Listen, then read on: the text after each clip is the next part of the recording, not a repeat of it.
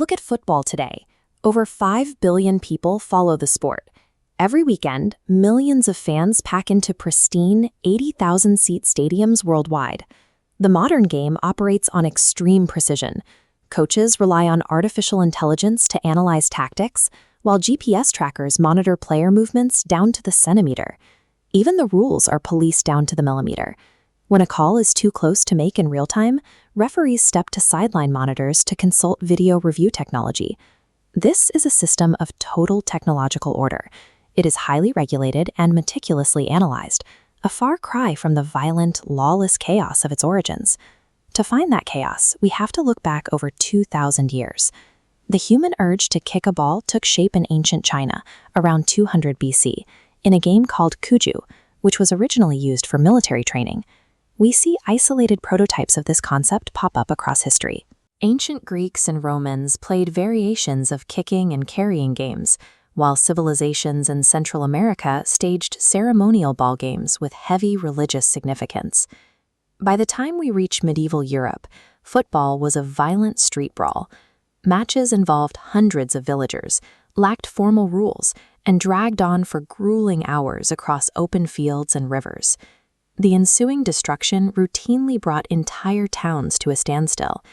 The property damage and street violence became so severe by 1314 that King Edward II actually banned the sport entirely in England. People clearly loved the game, but it was trapped. Because no two towns played by the same rules, the sport existed in a localized vacuum, incapable of growing beyond the limits of a single village. Even as football entered 19th century English schools, the game remained fractured. Every institution played by contradictory rules. Some allowed players to carry the ball, while others strictly prohibited it. That gridlock finally broke in 1863, when representatives from several London clubs met to establish the Football Association. They made the definitive split from rugby. What the FA invented was a universal code, a standardized set of rules. This turned the game into a portable product. Because rules were fixed, teams could travel by railway to play in other cities, and factories could organize teams using this identical framework. By 1888, this consistency allowed for the creation of the first professional league. What was once a localized riot had become a commercialized system of ticket sales, player wages, and scheduled competition that could be exported to every corner of the British Empire. As this standard code leaped across borders to South America, Africa, and Asia, the growing global network required a singular governing body. This led to the founding of FIFA in 1904.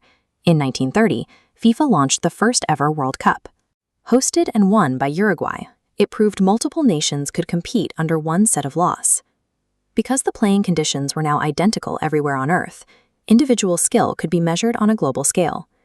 A player like Pelé could move from a local club to the world stage and have his achievements recognized by everyone. The standard framework also provided a canvas for innovation.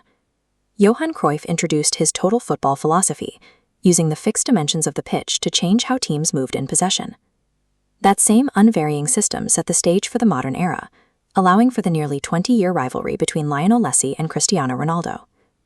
These players hail from different continents and eras, but they are all judged by the same metrics because they are all communicating through the exact same sporting framework.